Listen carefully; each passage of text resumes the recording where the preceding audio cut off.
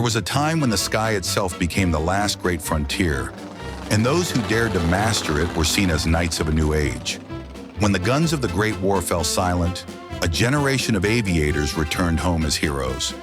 They had fought their battles not in trenches, but in the air. Fragile machines of wood and wire carrying men who became legends overnight. They were the chevaliers of the sky, and the world looked upward to them with awe. The 1920s were intoxicated with flight. Across America and Europe, crowds gathered by the thousands for barnstorming shows where daredevils looped and rolled their biplanes above dusty fields. Newspapers made stars of these men and women. Charles Lindbergh, in 1927, flew solo across the Atlantic in the Spirit of St. Louis and became a figure as famous as any king or president.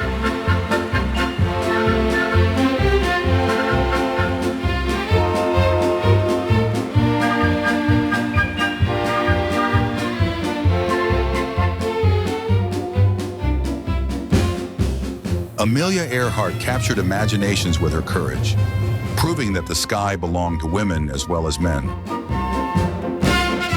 And Howard Hughes, millionaire, innovator, daredevil, set records in speed and distance before turning his obsession for aviation into cinematic spectacle. Hollywood, always quick to mirror the passions of its age, turned its cameras skyward. In 1927, a film arrived that changed everything. Wings. Directed by William Wellman, himself a former pilot, the film brought the thunder of engines and the poetry of clouds onto the silver screen. This was not stage trickery, it was real flight, real danger. Cameras were bolted to fuselages, actors trained to fly, and audiences felt as if they too had left the earth.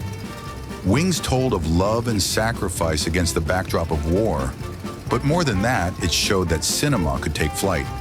When it won the very first Academy Award for Best Picture, it proved that the sky now belonged to Hollywood as much as to history.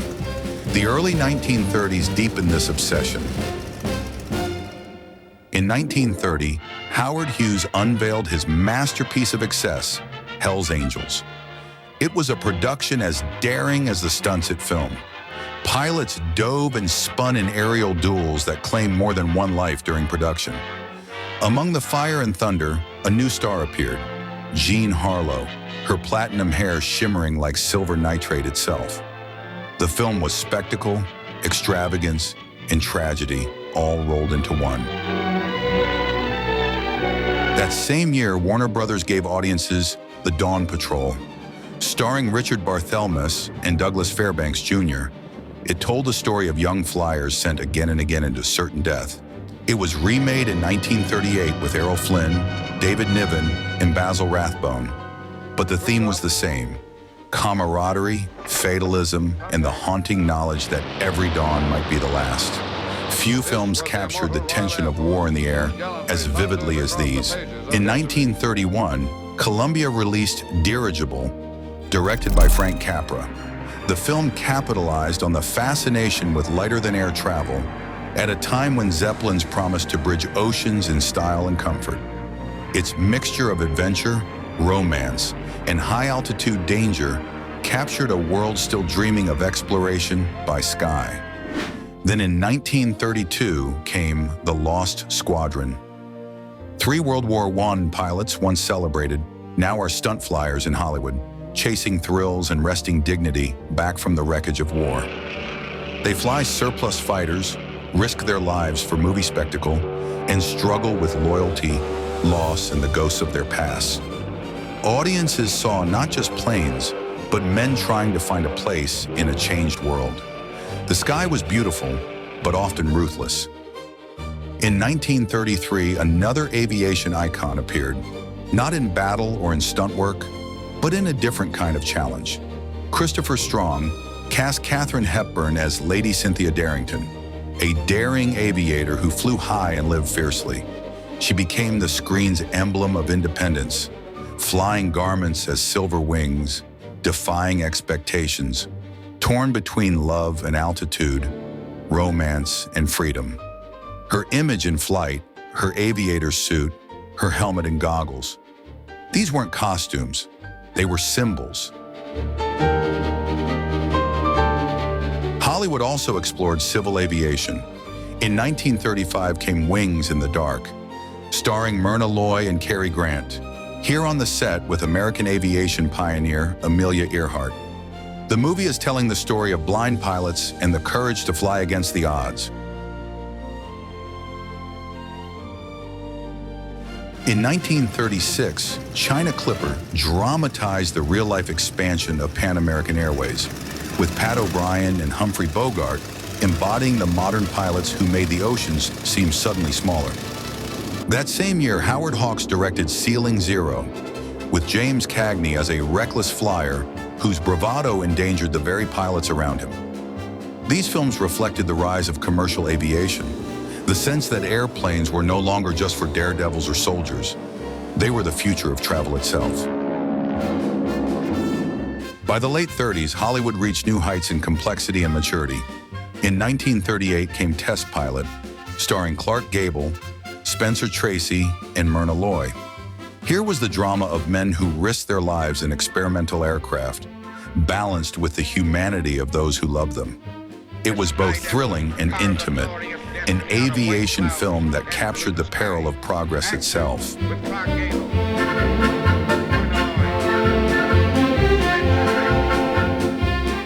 And finally, in 1939, Howard Hawks returned to the skies with Only Angels Have Wings.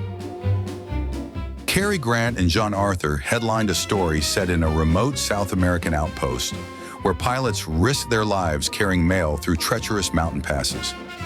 Equal parts romance, camaraderie, and danger, it was the culmination of a decade of Hollywood aviation. Less spectacle, more character, but no less breathtaking. With Hawks at the helm, aviation cinema had grown up. Through these years, the skies belonged to Hollywood as much as to history.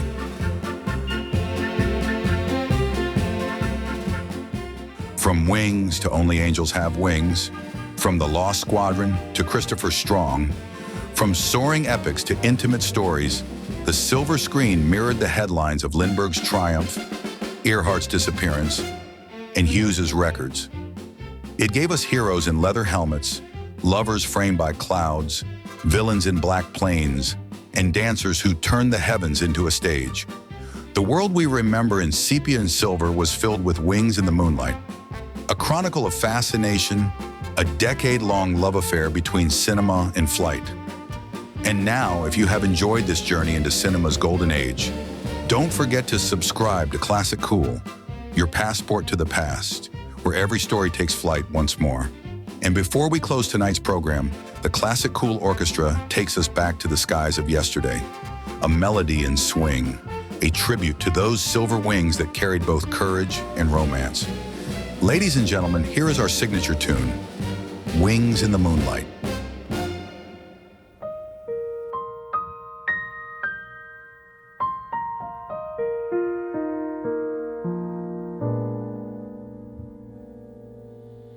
High above the clouds tonight, silver dreams take flight. Ba-ba-doo-ba-ba-ba-hey. Shoo-be-doo-ba-ba.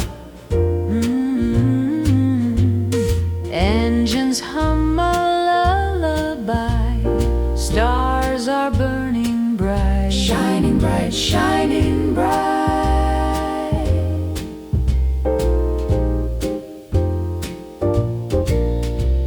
Leather wings and hearts so bold, sailing through the sky. Sha-la-la, shoo-be-doo. Every night a story told when moonlight rides on high.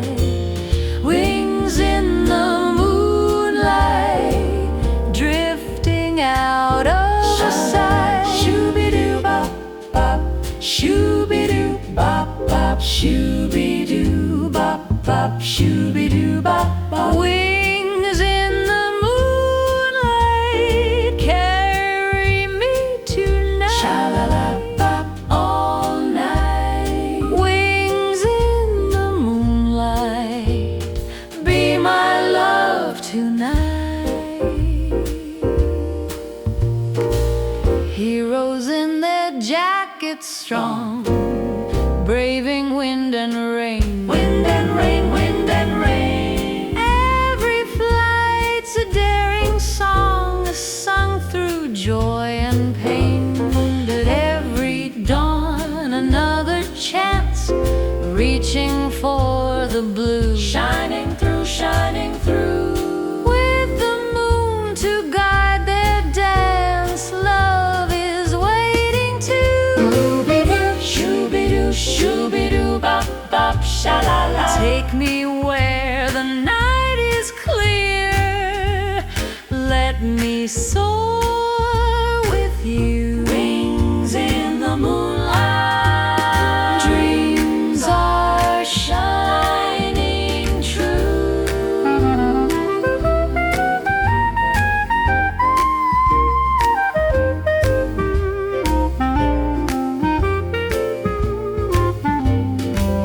Wings in the moonlight, hearts are soaring high. Moonlight in the sky. Hold me where the stars all gleam till the morning light. All night. Wings in the moonlight, be my love tonight. Shooby-doo-be-doo, bop-bop, shooby-doo, shooby-doo, sha-la-la.